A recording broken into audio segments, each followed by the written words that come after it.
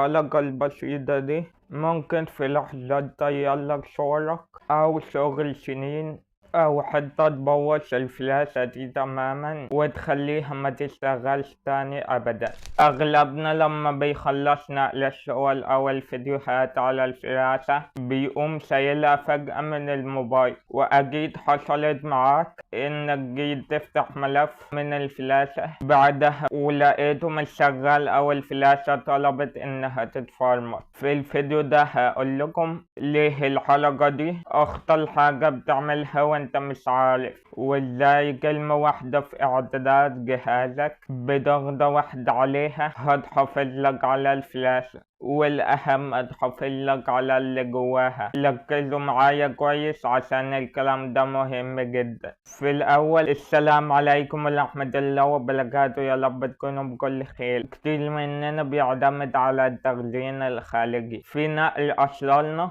وصورنا وشغلنا عليها. في غلطة شائعة كلنا بنعملها تقريبا وبتخلي جهازك في أي لحظة يقولك لازم تفرمت الفلاشة. تعالوا نعرف السر التقني ولا الإعداد اللي أغلبنا ما بيعرفوش أو بيعرفوا بيكبر دماغه منه وما بيدوسش عليه.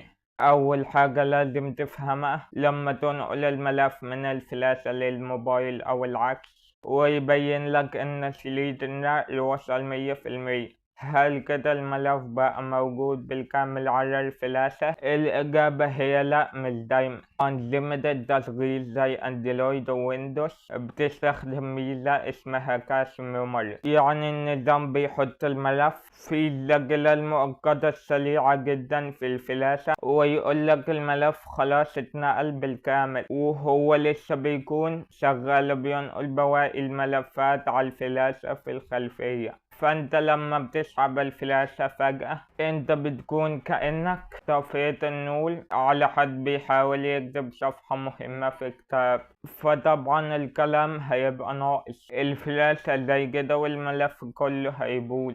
تاني نقطة، كل الفلاشات او كروت الميموري جواها حاجة زي فهرس المطبوعات أو بمعنى أدق بنية الملفات. لما الفلاشة بتبقى متوصلة على الجهاز اللي انت بتنقل منه، الفهرس ده بيبقى مفتوح وبيسجل، فوقتها سحب الفلاشة فجأة وهي مفتوحة بتبوظ الفهرس نفسه، وتيجي المرة الجاية لما تحطها على الجهاز يقولك وحدة التخزين تالفة ويجب تهيئتها. في اللحظة دي مش بس البيانات هي اللي بتكون باظت، لا ده كمان الشريحة بتاعة الفلاشة بتكون معرضة للتلف عشان منفذ USB أو مدخل كارت الميموري بيطلع كهربا ثابتة عشان تشغل وحدة التخزين دي. فانت لما بتعمل إلغاء تحميل قبل ما تسحبها النظام بيعمل حاجتين،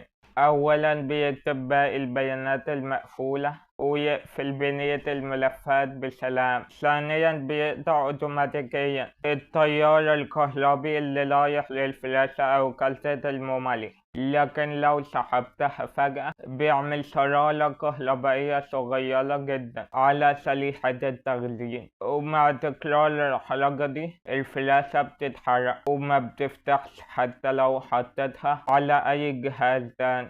طيب دلوقتي عرفتك ايه الأضرار اللي هتحصل لو سحبتها فجأة من غير ما تلغي تحميلها من إعدادات الجهاز وانت عايز تحافظ عليها وعلى ملفاتك. طيب تعمل ايه عشان تحافظ عليها وعلى ملفاتك؟ الموضوع كله بياخد حوالي ثانيتين بس. لو بتحطها على الموبايل الأندرويد بتدخل على الإعدادات ثم التخزين، بتلاقي خيار الفلاشة أو كارت الميموري، وتحتيها أو جنبها هتلاقي سهم صغير أو خيار مكتوب عليه إلغاء تحميل أو إخراج على حسب نوع موبايلك.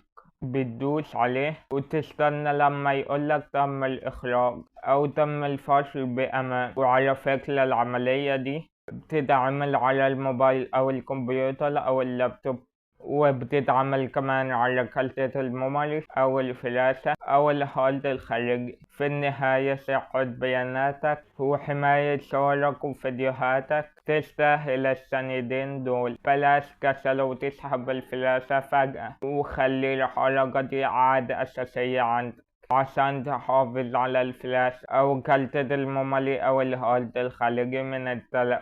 لو استفدت من الشرح ده ما تنساش تعمل اشتراك في القناة ولايك للفيديو وتعمل له شير عشان المعلومة دي تستحق الصراحة. ولو عندك أي استفسار اتفضل اكتبولي في التعليقات وإن شاء الله أرد عليك. وحاولوا تستحملوني عشان ما بدخلكش في الفيديو. أنا من يوم ما بديت صناعة محتوى وأنا لحد دلوقتي مش متعود أتكلم قدام الكاميرا. أشوفكم على خير الفيديو الجاي.